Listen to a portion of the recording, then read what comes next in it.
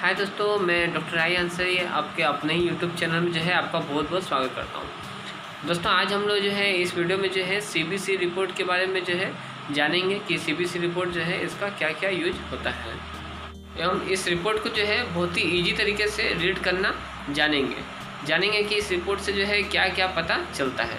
तो यदि आप ये सब जानकारी जानना चाहते हैं तो इस वीडियो को अंत तक देखें। तो दोस्तों सीबीसी जो है इसका पूरा नाम कंप्लीट ब्लड काउंट है और इसका नाम कंप्लीट ब्लड काउंट इसलिए है क्योंकि इससे जो है ब्लड के सभी कंपोनेंट जो है उसको देखा जाता है। कहने का मतलब है कि इससे जो है आपके शरीर के लगभग सभी बीमारी का जो है एक अंदाज हो जाता है कि आपको जो है क्या क्या बीमारी हो सकता है। लगभग जो है 70 से लेकर 80% जो बीमारी है वो जो है इस टेस्ट से ही जो है लगभग जो है पता चल जाता है। और मैंने कुछ जो डिजीज है जो कंफर्म नहीं हो पाता है लेकिन वो जो है सस्पेक्टेड हो जाता है, डाउट हो जाता है कि ये बीमारी आपको हो सकता है, तो उसके लिए जो है फर्दर इन्वेस्टिगेशन हम लोग कर सकते हैं। तो इससे फ़ायदा क्या होता है दोस्तों कि आपका जो है कोई भी डिजीज जो है वो जिसके ऊपर हम लोग को डाउट हो जाता है, डॉक्टर को जो है डाउट हो जाता है और उसका जो है फर्दर इन्वेस्टिगेशन तुरंत करते हैं और अगर वो बीमारी जो है पकड़ में आ जाता है तो इससे ये फ़ायदा होता है कि कोई बीमारी जल्दी पकड़ में आ गया है तो जो है उसका ट्रीटमेंट भी जो है ईजिली हो जाता है। तो चलिए अब सीखते हैं कि जो सीबीसी रिपोर्ट है इसको रीड कैसे करते हैं। तो दोस्तों जैसे कि आप इस रिपोर्ट को देख सकते हैं कि इस रिपोर्ट में जो है यहाँ पे देखिए रेड ब्लड सेल लिखा हुआ है। किसी किसी रिपोर्ट में जो है एरिथ्रोसाइट लिखा रहता है तो उसमें कन्फ्यूज नहीं होना है। एरिथ्रोसाइट या फिर रेड ब्लड सेल्स दोनों एक ही चीज़ है। तो इसका जो लेवल है यदि नॉर्मली क्या होता है कि ये जो है 4 से लेके 5.5 जो है मिलियन पर क्यूबिक mm ऑफ ब्लड होता है। लेकिन यदि जो है ये अपने नॉर्मल वैल्यू से कम आता है तो ऐसे कंडीशन में या फिर इस कंडीशन को जो है एनीमिया कहते हैं, यानी खून की कमी होना होता है। यदि पेशेंट में एनीमिया रहेगा यानी पेशेंट में अगर खून का कमी रहेगा तो ये जो रेड ब्लड सेल है यानी एरिथ्रोसाइट काउंट जो है वो कम मिलेगा। 4 लाख से जो है 4 मिलियन पर क्यूबिक mm ऑफ ब्लड से कम मिलेगा। लेकिन यदि ये जो है 5.5 मिलियन पर क्यूबिक mm ऑफ ब्लड से यदि ज़्यादा आता है तो ये जो है पॉलीसाइथेमिया को जो है पॉलीसाइथेमिया की ओर समझिए कि आपका डिजीज बढ़ रहा है। और यदि जो है ये 7 मिलियन से क्रॉस करने लगता है, 7 मिलियन पहुंच जाता है या फिर 7 मिलियन से क्रॉस करने लगता है, 7 मिलियन से भी ज़्यादा बढ़ जाता है तो ये जो है पॉलीसाइथेमिया को इंडिकेट करता है, यानी पेशेंट को जो है समझ लीजिए पॉलीसाइथेमिया डिजीज हो चुका है। और यदि ये वैल्यू जो है 14 मिलियन पर क्यूबिक mm ऑफ ब्लड से भी जो है अधिक चला जाता है तो ये कंडीशन जो है ब्लड कैंसर को इंडिकेट करता है। ऐसा पेशेंट को जो है ब्लड कैंसर है। ब्लड कैंसर को ही जो है बोन मेरो कैंसर भी कहा जाता है। तो दोस्तों अब बात करते हैं एचबी के बारे में। तो एचबी जो है इसका पूरा नाम हुआ हीमोग्लोबिन। तो यदि इसका वैल्यू यदि नॉर्मल वैल्यू इसका जो नॉर्मल वैल्यू होता है वो जो है 12 से लेकर 16 ग्राम पर DL होता है। लेकिन यदि ये वैल्यू जो है अपने नॉर्मल से कम आता है तो इस कंडीशन को जो है एनीमिया कहते हैं, यानी पेशेंट का जो शरीर है उसमें खून की कमी है।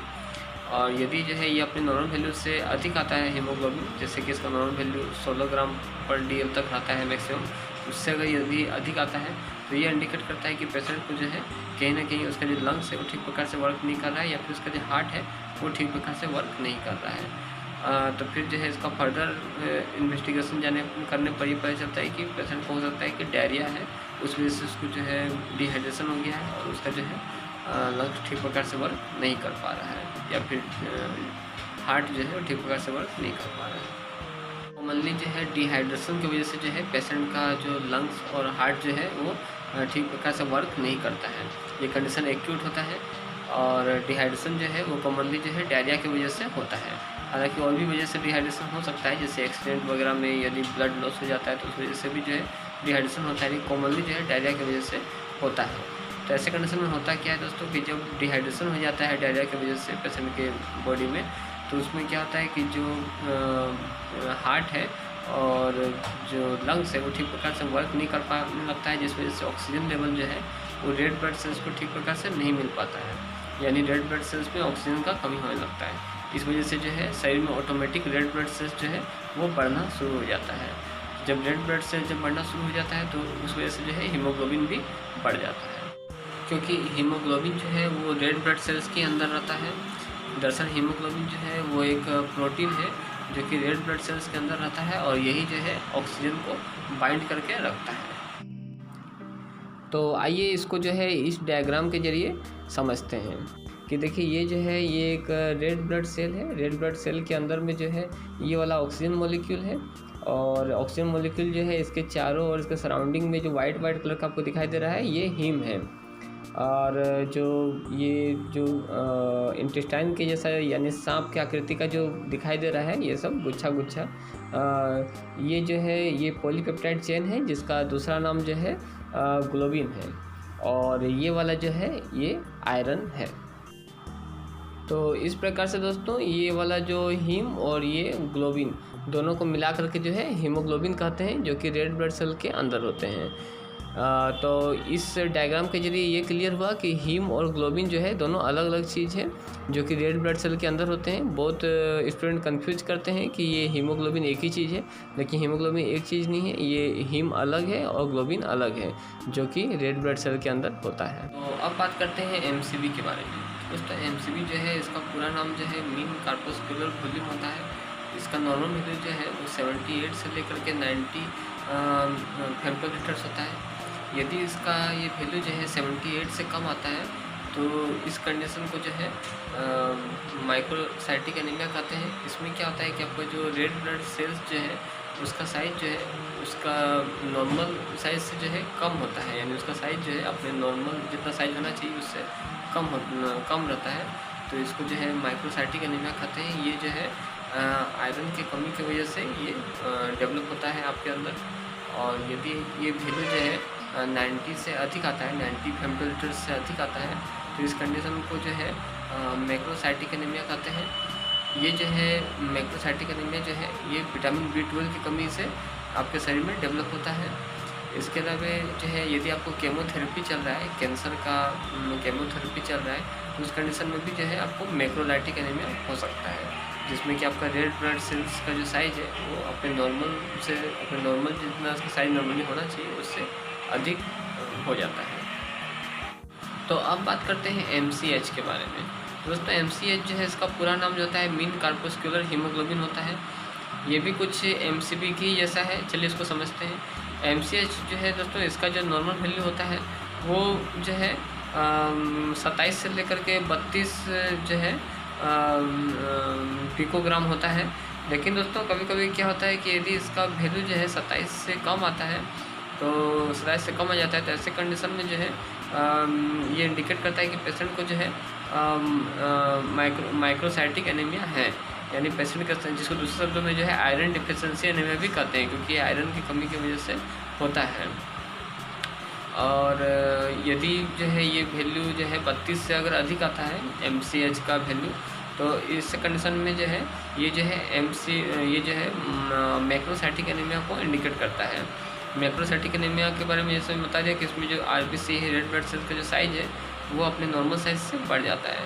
तो ऐसे कंडीशन में क्या होता है कि जो पेशेंट का जो बॉडी है वो नया रेड ब्लड सेल्स को नहीं बना पाने लगता है, उस वजह से जो है उसके शरीर में खून की कमी हो जाती है, जिसको मैक्रोसाइटिक एनीमिया कहते हैं। तो अब बात करते हैं MCHC के बारे में। तो दोस्तों MCHC जो है इसका पूरा नाम होता है मीन कार्पस्कुलर हीमोग्लोबिन कंसेंट्रेशन। यानी इसमें क्या देखा जाता है, इसमें देखा जाता है कि आपके जो रेड ब्लड सेल्स है उसमें जो हीमोग्लोबिन है उसका कंसेंट्रेशन कितना है, उसका जमाव कितना है। तो यदि इसका जो ऐसे नॉर्मल वैल्यू का अगर बात किया जाए तो इसका जो नॉर्मल वैल्यू होता है वो जो होता है 30 से लेके 38% तक होता है। लेकिन यदि MCHC का ये वैल्यू 30% से कम आता है तो ये इंडिकेट करता है कि आपके जो बॉडी है उसमें जो रेड ब्लड सेल्स है उसमें हीमोग्लोबिन जो है पर्याप्त मात्रा में नहीं है, यानी ये एनीमिया को इंडिकेट करता है। हीमोग्लोबिन क्या होता है, हीमोग्लोबिन जो है एक आयरन से बनने वाला एक प्रोटीन होता है, आयरन युक्त प्रोटीन होता है जो कि आपके रेड ब्लड सेल्स में होता है, जो कि ऑक्सीजन को कैरी करता है और कार्बन डाइऑक्साइड को, खैर ये बात की बात है, ऑक्सीजन को कैरी करता है और कार्बन डाइऑक्साइड को कैरी करके बॉडी से बाहर निकालता है। तो ये मैं अलग टॉपिक में बताऊंगा डिटेल से। तो चलिए आगे बढ़ते हैं। तो कहने का मतलब है कि यदि MCHC का अगर वैल्यू अगर 30% से कम आता है तो ये एनीमिया को इंडिकेट करता है, यानी आपके रेड ब्लड सेल्स में हीमोग्लोबिन पर्याप्त मात्रा में नहीं है। और वहीं यदि ये MCHC का वैल्यू जो है 38% से अधिक आता है, 38% से अधिक आता है, तो ये बताता है कि आपके जो रेड ब्लड सेल्स है उनका जो शेप है वो नॉर्मल नहीं है। नॉर्मली रेड ब्लड सेल्स का जो शेप होता है वो डिस्क शेप होता है, लेकिन ये जो है शेप है, अगर इसका वैल्यू ज़्यादा आता है तो ये बताता है कि आपका जो रेड ब्लड सेल्स है वो अपने उनका जो शेप है वो एबनॉर्मल है। जिससे क्या होता है कि जो रेड ब्लड सेल्स है वो आपस में क्लेम कर जाते हैं, यानी आपस में चिपक जाते हैं। इस वजह से क्या होता है कि जो है क्लोट जम जाता है, ब्लड का क्लोट जो है जमने लगता है। और इस कंडीशन को मेडिकल टर्म में कहते हैं हाइपरक्रोमिक एनीमिया। तो दोस्तों आप बात करते हैं WBC के बारे में। तो दोस्तों WBC जो है इसका पूरा नाम होता है वाइट ब्लड सेल्स, और ये जो है आपके बॉडी में एक सोल्जर्स की तरह वर्क करते हैं। जैसे कि आपकी बॉडी में जब भी कोई इन्फेक्शन जो है वो अटैक करता है तो वो जो है ये WBC जो है उस इन्फेक्शन से लड़ते हैं। तो यदि आपके बॉडी में जो इन्फेक्शन है, अगर एक्यूट इन्फेक्शन है, तो ऐसे कंडीशन में इसका जो ये जो है आपकी बॉडी में WBC वो बढ़ जाएंगे, क्योंकि वो उस इन्फेक्शन से लड़ेंगे। तो इसका जाहिर सी बात है कि इसका वैल्यू जो है बढ़ जाएगा, यानी इसका संख्या आपके ब्लड में बढ़ जाएगा। और यदि इन्फेक्शन क्रोनिक चल जाता है, यदि इन्फेक्शन ज़्यादा दिन हो जाता है, क्रोनिक तो नहीं कहेंगे, लेकिन यदि अगर 4 दिन 5 दिन 6 दिन से अगर अधिक इन्फेक्शन अगर आपके शरीर में रह जाता है, तो ऐसे कंडीशन में ये WBC जो है इसका ये आपकी बॉडी में घट जाते हैं, इसका संख्या आपके ब्लड में घट जाता है। इसका नॉर्मल वैल्यू क्या होता है 4000 से 11000 जो है होता है। लेकिन यदि ये वैल्यू जो है 4000 से कम आता है तो इसका मतलब जो है आपके शरीर में WBC की संख्या आपके ब्लड में कम हो गया है। और ये किस वजह से कम होता है, तो ये कम होता है क्रोनिक इन्फेक्शन की वजह से। जैसे कि यदि आपको टाइफाइड है, मलेरिया है या फिर डेंगू है, तो ऐसे कंडीशन में इसका जो संख्या है आपके ब्लड में घट जाएगा, नॉर्मल से नीचे चल जाएगा। इसके अलावा यदि वायरल इन्फेक्शन है तो वायरल इन्फेक्शन हालांकि एक्यूट होता है, लेकिन फिर भी इसमें जो है WBC का संख्या घट जाता है आपके ब्लड में।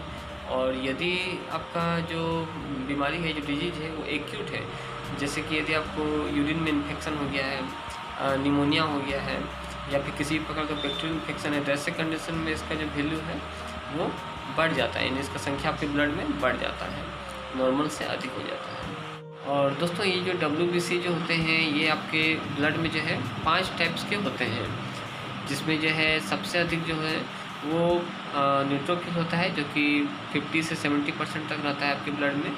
और जो लिम्फोसाइट्स है, ये दोनों जो है, लिम्फोसाइट जो है वो 20 से 30% होता है, यानी आपके जो ब्लड है उसमें सबसे अधिक न्यूट्रोफिल और लिम्फोसाइट्स होता है। और इसलिए बता दो दोस्तों, लिम्फोसाइट से याद आया, मैं इस वीडियो में बताने भूल गया हूँ, WBC का जो दूसरा नाम है वो ल्यूकोसाइट है। तो ल्यूकोसाइट और लिम्फोसाइट में आपको कंफ्यूज नहीं होना है, बहुत से स्टूडेंट जो है इसमें कंफ्यूज हो जाते हैं। तो लिम्फोसाइट क्या होता है, ल्यूकोसाइट जो है वो WBC को कहते हैं, WBC का ही दूसरा नाम ल्यूकोसाइट से। और लिम्फोसाइट जो होता है वो WBC का ही एक प्रकार है, यानी ल्यूकोसाइट का ही एक प्रकार है, जो कि आपके ब्लड में जो है न्यूट्रोफिल सबसे अधिक, न्यूट्रोफिल और लिम्फोसाइट ये दोनों जो है सबसे अधिक रहता है। न्यूट्रोफिल कितना रहता है 50 से 70% तक रहता है आपके ब्लड में, और जो लिम्फोसाइट है वो आपके जो ब्लड में 20 से 30% तक रहता है। इसके अलावा आपके ब्लड में जो है दोस्तों सबसे जो कम मात्रा में जो वाइट ब्लड सेल्स जो हैं उसका जो प्रकार एक आता है जिसका नाम है बेसोफिल, वो जो होता है सबसे कम होता है, यानी वो जो है आपके ब्लड में 0% भी हो सकता है अगर बहुत कम रहा तो, और अधिक से अधिक अगर रहा तो 1% रहेगा, उससे अधिक जो है नहीं रहना चाहिए। और उसके बाद इसमें जो है आपका इयोसिनोफिल जो होता है वो 2 से लेकर 4% तक हो सकता है, और मोनोसाइट जो है वो 2 से लेकर 6% तक हो सकता है। तो चलिए अब बारी बारी से जान लेते हैं कि अगर ये सब का वैल्यू अगर कम या ज़्यादा आता है तो ये जो है किस बात को इंडिकेट करता है। तो सबसे पहले बात करते हैं न्यूट्रोफिल के बारे में। तो दोस्तों न्यूट्रोफिल जो है इसका नॉर्मल वैल्यू 50 से लेकर 70% होता है आपके ब्लड में। जैसे कि वाइट ब्लड सेल्स जो है ये तो मैंने बताया था कि 4000 से लेकर 11000 पर क्यूबिक mm ऑफ ब्लड होता है आपके जो है शरीर में, लेकिन उसमें जो ब्लड का वाइट ब्लड सेल्स का एक प्रकार जो न्यूट्रोफिल है वो 50 से लेकर 70% रहता है आपके ब्लड में। यदि इसका वैल्यू जो है सिंपल भाषा में समझिए, सिंपल भाषा में कहता हूँ कि यदि आपको इन्फेक्शन जो है अभी हाल फिलहाल में हुआ है, जैसे कि आप जो है कल परसों ठीक ही थे और आज ही आपका तबीयत ख़राब हो गया है, आज या कल अब से जो है आपका तबीयत ख़राब है और परसों नरसों आप ठीक थे, तो अचानक अगर आपको इन्फेक्शन हो गया तो ऐसे कंडीशन में आपका न्यूट्रोफिल जो है वो बढ़ा हुआ आएगा, इस रिपोर्ट में बढ़ जाएगा। और यदि आपका जो है तबीयत ख़राब लंबे समय से है, यानी 2 महीना 3 महीना से है, जैसे कि आपको यदि टाइफाइड है या फिर आपको जो है बोन मेरो आपका फेल कर गया है या फिर आपको जो है ट्यूबरक्लोसिस है, इस प्रकार का अगर कोई भी इन्फेक्शन है जो कि लंबे समय से आपके जो है बॉडी में है, तो ऐसे कंडीशन में आपका जो ये है न्यूट्रोफिल जो है, न्यूट्रोफिल की संख्या जो है वो घट जाएगा। ऑटो इम्यून डिजीज है तो ऐसे कंडीशन में भी आपका न्यूट्रोफिल का संख्या जो है वो घट जाएगा। अगर मैंने यदि लंबे समय से आपको बीमारी अगर चल रहा है तो फिर न्यूट्रोफिल की संख्या घटेगा, 50% से नीचे हो जाएगा। तो अब बात करते हैं लिम्फोसाइट्स के बारे में। तो दोस्तों लिम्फोसाइट जो है इसका नॉर्मल वैल्यू जैसे मैंने बताया था कि 20 से लेकर 30% तक होता है, लेकिन यदि इसका नॉर्मल वैल्यू जो है इससे यदि इसका वैल्यू कम आता है, यानी 20% से यदि इसका वैल्यू कम आता है लिम्फोसाइट्स का, तो ये जो है एड्स को या फिर कैंसर को इंडिकेट करता है।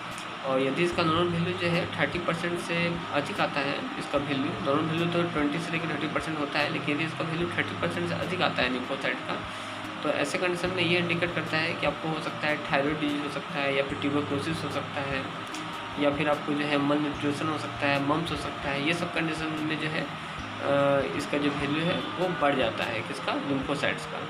तो अब बात करते हैं बेसोफिल्स के बारे में। तो दोस्तों बेसोफिल जो है ऐसे तो वो तो आपके ब्लड में यदि 0% हो, यानी आपके ब्लड में यदि बेसोफिल्स नहीं भी हो तो फिर भी कोई प्रॉब्लम की बात नहीं है, कोई समस्या नहीं है। लेकिन यदि बहुत ज़्यादा रहे तो 1% तक रहना चाहिए। लेकिन यदि इसका वैल्यू जो है 1% से अधिक चल जा रहा है आपके ब्लड में, तो इस कंडीशन को मेडिकल टर्म में बेसोफिलिया कहते हैं या फिर बेसोफिलिक डिसऑर्डर कहते हैं। तो ऐसे कंडीशन में ये कंडीशन क्या चीज़ को इंडिकेट करता है, तो ये बताता है कि आपको जो है ल्यूकेमिया हो सकता है, यानी ल्यूकेमिया यानी ब्लड कैंसर या फिर इसको बोन मेरो कैंसर बोलते हैं, ये हो सकता है, या फिर जो है आपको ऑटो इम्यून डिजीज हो सकता है। लेकिन दोस्तों यहाँ पे घबराए नहीं, ल्यूकेमिया यानी ब्लड कैंसर का नाम ले रहा हूँ तब घबरा नहीं जाए, ये बस रिपोर्ट देख करके आप कुछ भी ये घबराए ना। 2 से 3 दिन तक वेट कर लीजिए, सप्ताह भर वेट कर लीजिए, रिपोर्ट जो है अपने आप सही हो जाता है अधिकतर केस में, तो तुरंत घबराना नहीं चाहिए। लेकिन यदि रिपोर्ट का जो वैल्यू है वो 1 सप्ताह 2 सप्ताह के बाद भी आप फिर से जांच कर रहे हो, अपना ब्लड जांच कर रहे हो, CBC रिपोर्ट देख रहे हो और फिर वैल्यू जो है इसी प्रकार का आ रहा है, मतलब वैल्यू जो है एबनॉर्मल आ रहा है, तब ऐसे कंडीशन में जो है आप अपने डॉक्टर से मिल सकते हो। तो अब बात करते हैं इओसिनोफिल के बारे में। दोस्तों इओसिनोफिल जो है इसका नॉर्मल वैल्यू जैसे मैंने बताया था कि 2 से लेके जो है 4% तक रहता है। लेकिन यदि इसका वैल्यू जो है अधिक आता है, 4% से ज़्यादा आता है, तो ये इंडिकेट करता है कि आपको हो सकता है कि अस्थमा है या फिर कोई एलर्जी कंडीशन है। एलर्जी कंडीशन में जो है इसका मात्रा बढ़ जाता है, या फिर कोई पैरासाइटिक इन्फेक्शन यदि आपके ब्लड में है, जैसे मलेरिया वगैरह, या फिर आपके इंटेस्टाइन में पैरासाइटिक इन्फेक्शन है जैसे कि पेट में कीड़ा वगैरह है, तो ये सब कंडीशन में भी जो है इओसिनोफिल का लेवल जो है बढ़ जाता है। इस कंडीशन को मेडिकल टर्म में इओसिनोफिलिया कहते हैं। इसके अलावा यदि आप इओसिनोफिल का मात्रा जो है, इओसिनोफिल का लेवल कब आपकी बॉडी में घट जाता है ब्लड में, यदि आप बहुत अधिक स्ट्रेस ले रहे हो या फिर जो है यदि आपको कह सकते हैं कि अल्कोहल का मिस यूज कर रहे हो, बहुत ज़्यादा अल्कोहल का यूज कर रहे हो, तो ऐसे कंडीशन में इओसिनोफिल का संख्या जो है या तो 1% हो जाएगा या फिर 0% हो जाएगा। इओसिनोफिल जो है ब्लड में पूरी तरह से ख़त्म हो जाएगा। चलिए अब बात करते हैं मोनोसाइट्स के बारे में। दोस्तों मोनोसाइट्स जो है इसका नॉर्मली मैंने बताया था कि 2 से लेकर 6% होता है। तो यदि इसका वैल्यू जो है 6% से अधिक आता है मोनोसाइट्स का, तो ये इंडिकेट करता है कि पेशेंट जो है उसको कंटाजियस इन्फेक्शन है, यानी उसको जो इन्फेक्शन है वो एक दूसरे को फैलने वाला इन्फेक्शन है, जो बड़ी आसानी से एक दूसरे को फैल जाएगा, उस प्रकार का उसको इन्फेक्शन है। इसके अलावा जो है ये ऑटो इम्यून डिजीज को भी इंडिकेट करता है, जैसे ल्यूपस वगैरह इस प्रकार का डिजीज को भी इंडिकेट करता है। और यदि मोनोसाइट का वैल्यू जो है रिपोर्ट में 2% से कम आता है, से 1% आता है या फिर 0% आता है, तो ये इस बात को इंडिकेट करता है कि पेशेंट का जो इम्यून पावर जो है, इम्यून पावर बहुत अधिक कम हो गया है, यानी उसको कोई भी बीमारी जो है बड़ी आसानी से हो जाएगा, और लोगों के मुकाबले बड़ी आसानी से उसको हो जाएगा। इम्यून पावर मतलब उसका पूरी तरह से घट गया, अगर 1% रहा तो, और 0% है यानी इम्यून पावर जो है पूरी तरह से ख़त्म हो गया, कोई बीमारी उसको बड़ी आसानी से हो जाएगा। तो यदि वाइट ब्लड सेल्स का संख्या जब घट जाता है तो वैसे जो है उसी के अनुपात में मोनोसाइट का भी संख्या घटता है। तो अब बात करते हैं प्लेटलेट्स काउंट के बारे में। तो प्लेटलेट्स काउंट जो है आपके ब्लड में नॉर्मली जो है 1.5 लाख से लेकर के 4.5 लाख पर क्यूबिक mm ऑफ ब्लड होता है। लेकिन यदि इसका वैल्यू जो है 1.5 लाख से कम आ जाता है तो ये क्या इंडिकेट करता है, ये इंडिकेट करता है कि हो सकता है कि आपको जो है टाइफाइड है या फिर मलेरिया है या फिर जो है आपको डेंगू है, कोई वायरल इन्फेक्शन हो सकता है या फिर जो है आपको जो है स्मॉल पॉक्स, चिकन पॉक्स, ये सब कंडीशन हो सकता है। और यदि आपके सीबीसी रिपोर्ट में जो है प्लेटलेट्स काउंट बढ़ा हुआ आता है तो ये किस बात को इंडिकेट करता है बता देता हूँ। देखिए प्लेटलेट्स काउंट जो है आपके रिपोर्ट में कब बढ़ा हुआ आएगा, जैसे कि आपको यदि चोट लग गया है, जैसे कि मान लीजिए कि आपका बॉडी का कोई पार्ट फ्रैक्चर कर गया है, हेमरेज कर गया है, या फिर आप जो है इंजर्ड हो गए हैं, या फिर आपका अभी अभी जो है ऑपरेशन हुआ है, तो इस कंडीशन में जो है टेम्परेरी आपका जो प्लेटलेट्स काउंट है वो बढ़ जाएगा। लेकिन यदि आप अपना प्लेटलेट्स काउंट अपने ब्लड रिपोर्ट सीबीसी रिपोर्ट में देख रहे हैं कि बढ़ा हुआ आ रहा है और 1-2 सप्ताह के बाद फिर से जो है चेक करा रहे हैं अपना, और फिर दोबारा उस समय जो है आपका प्लेटलेट्स काउंट जो है नॉर्मल आ जाना चाहिए, 1.5 लाख से 4.5 लाख पर क्यूबिक एमएम ब्लड हो जाना चाहिए। लेकिन यदि ये फिर भी 4.5 लाख से ऊपर आ रहा है तो ये इंडिकेट करता है कि हो सकता है कि आपको ट्यूबरक्लोसिस है या फिर आपको ल्यूकेमिया है। ल्यूकेमिया यानी ब्लड कैंसर, या फिर ब्लड कैंसर को जो कहते हैं बोन मेरो कैंसर भी कहते हैं ब्लड कैंसर को। तो अब बात करते हैं पीसीबी के बारे में। पीसीबी शायद जो है इस रिपोर्ट में मिस है, नहीं दिया गया है, लेकिन अधिकतर रिपोर्ट में जो है सीबीसी रिपोर्ट में रहता है एक पीसीबी। तो चलिए इसके बारे में बता देता हूँ। पीसीबी का पूरा नाम जो होता है वो पैक्ड सेल वॉल्यूम होता है, या फिर इसको जो है हेमेटोक्रिट भी कहते हैं। तो ये क्या होता है बता देता हूँ दोस्तों। ये जो है ये बताता है कि आपका जो ब्लड है उसमें रेड ब्लड सेल्स जो है वो कितना परसेंट है। नॉर्मली जो है 42 से लेकर के 54% जो है होना चाहिए आपके ब्लड में रेड ब्लड सेल्स, यानी मिनिमम जो है 42% होना चाहिए आपके ब्लड में, और मैक्सिमम जो है आपके ब्लड में 54% रेड ब्लड सेल्स होना चाहिए। लेकिन दूसरे शब्दों में कहूँ तो ये जो है आपके ब्लड के गाढ़ापन को बताता है कि आपका ब्लड कितना गाढ़ा है। तो यदि आपके ब्लड में जो हेमेटोक्रिट है यानी पीसीबी जो है ब्लड रिपोर्ट में यदि 42 से कम देखने को मिल रहा है तो ये बता रहा है कि आपका जो ब्लड है वो पतला है, वो जो है उसका गाढ़ापन कम है, नॉर्मल से कम है। तो वो इंडिकेट करता है कि हो सकता है कि आपको जो है एनीमिया हो सकता है, या फिर जो है और एक वजह होता है कि मान लीजिए जैसे कि आपका पहले कभी आप चेक किए थे 6-7 दिन पहले और पीसीबी जो है वो ठीक आया था, ठीक ठाक आया था, उसका वैल्यू 45% या 50% तक आया था। देखिए अभी अचानक बहुत कम देखने को मिल रहा है, 35%, 30%, 25% देखने को मिल रहा है। तो ये और एक वजह हो सकता है कि आपको आईवी फ्लूइड चल रहा हो, आप हॉस्पिटल में एडमिट हैं और आपका आईवी फ्लूइड चल रहा है, तो उस वजह से भी जो है टेम्प्रेरी पीसीबी जो है हेमेटोक्रिट वो कम आ जाता है, तो उसमें घबराने का बात नहीं है। अब बात करते हैं कि यदि इसका वैल्यू अधिक आता है तो वो क्या चीज़ को इंडिकेट करता है।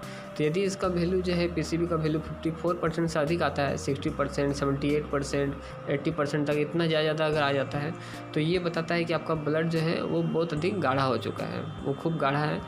तो ये कब किस कंडीशन में ब्लड गाढ़ा हो जाता है, जैसे कि एक कहते हैं पॉलीसाइथेमिया वेरा, ये एक डिजीज होता है जिसमें कि आपका जो बोन मेरो है वो ओवर एक्टिव हो जाता है और बहुत अधिक मात्रा में red blood cells, white blood cells, platelets ये सबको बनाए रखता है। इस वजह से आपका ब्लड जो है बहुत अधिक गाढ़ा हो जाता है।